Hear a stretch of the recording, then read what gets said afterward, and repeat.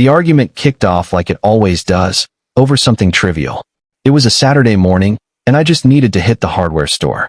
I'm working on building shelves for my office and needed some different screws. The keys to our only car, a nice SUV, were on the tray by the door where my wife Amelia likes them kept. I grabbed them, yelled that I'd be back in an hour, and was about to leave. "And where do you think you're going?" Her voice came from the top of the stairs, sharp and bossy.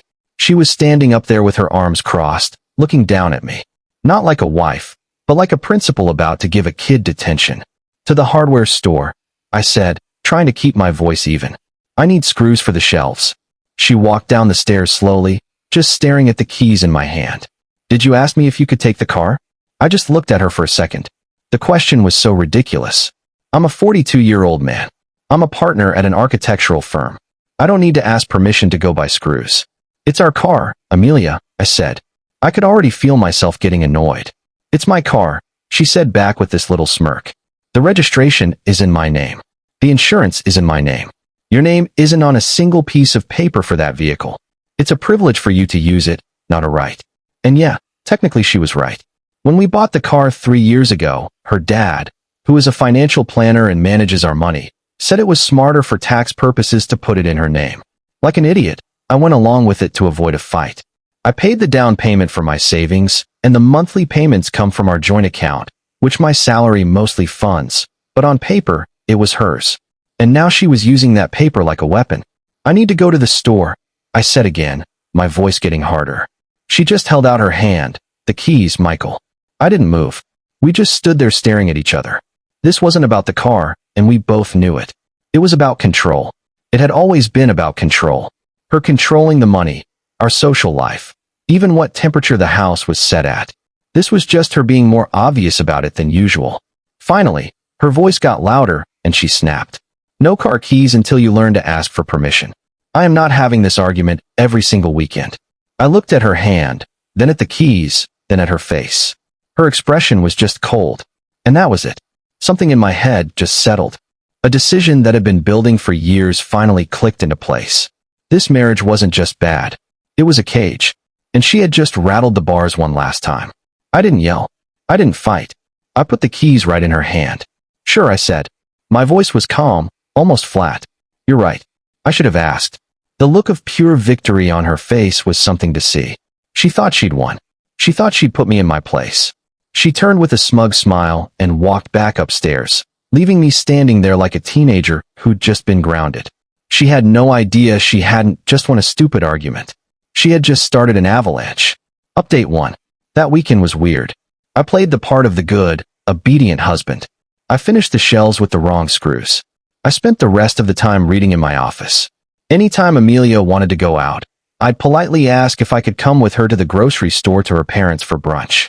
She was loving it, acting all high and mighty now that she'd won, granting me the privilege of riding shotgun in the car I paid for. But while I was acting defeated, my mind was working overtime. Look, I'm an architect. My whole job is about finding weak spots in a structure before it collapses. And our marriage was a condemned building. I was about to start planning the demolition. On Monday morning, she drove me to work. This was a new thing she started, and it felt just as humiliating as you'd think.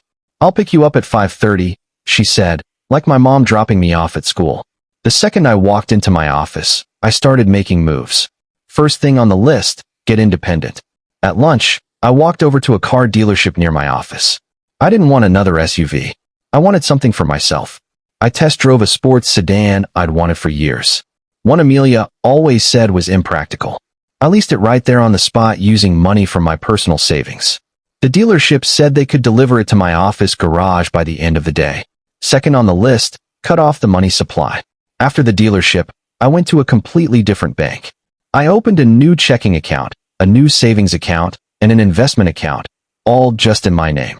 Back at the office, I got on my company's HR portal and had my entire paycheck rerouted to my new accounts. That was the end of my money going into the joint accounts Amelia and her dad controlled. I needed to assess the damage, and it was critical. For years, I trusted Amelia's father, Richard, to handle our finances. He was a partner at a small wealth management firm and had convinced me he could secure better returns. I'd even given him power of attorney over my investment portfolio, one I'd built for a decade before meeting Amelia. It was a naive mistake rooted in trust, and I was about to learn just how costly it was. That afternoon, I spent hours on the phone with my lawyer, Ben, a sharp attorney who thrives in high-stakes divorce cases.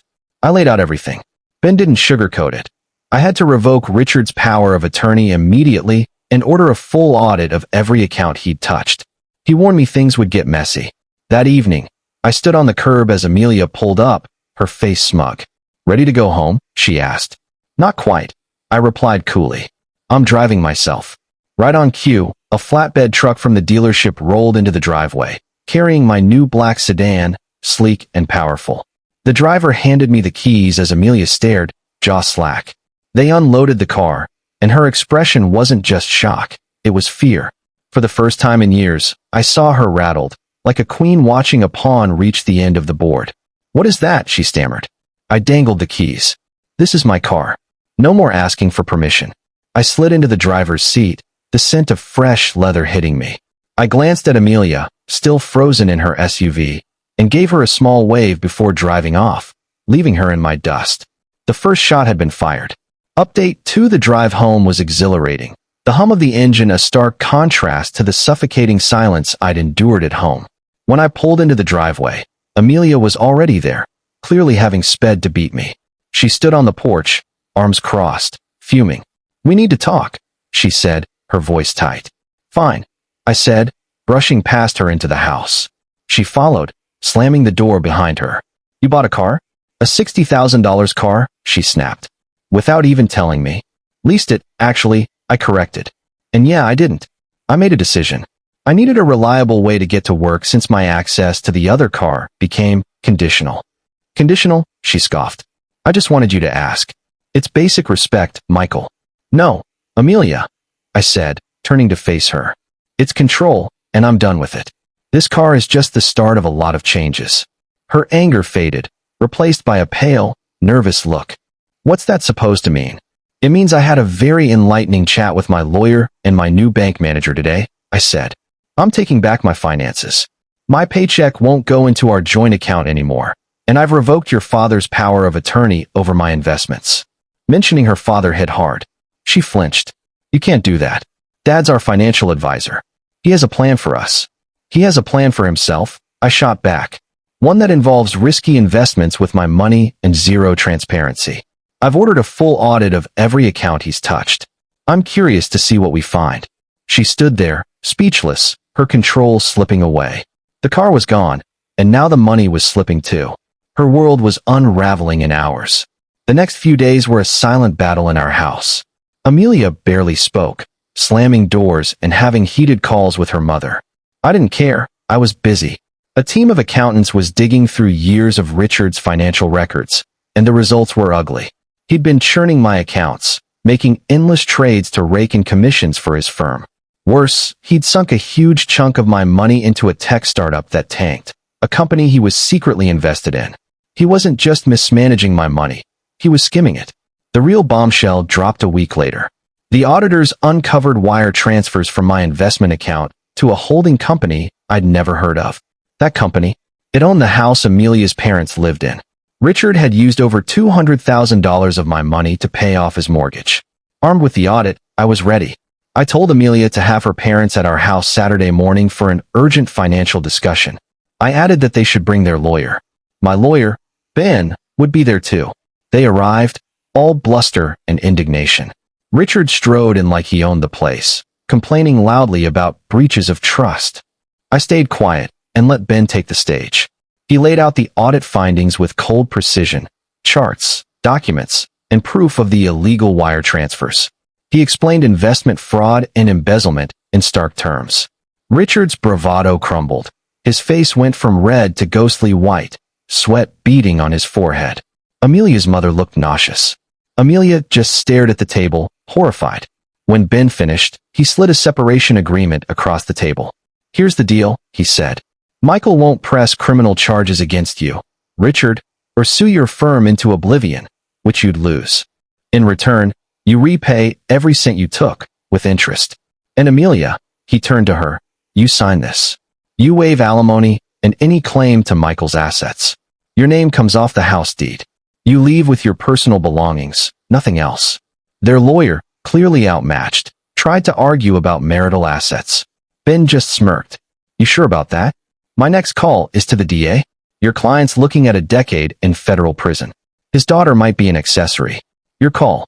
Final update: the negotiation ended before it began. Faced with prison, they caved.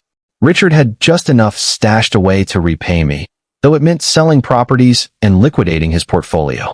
The full amount hit my account within a week. Amelia signed the papers. She had no choice. The day she moved out was quiet. She packed her things without a word, her face a mask of bitter resignation. No tears, no outbursts, just exhaustion.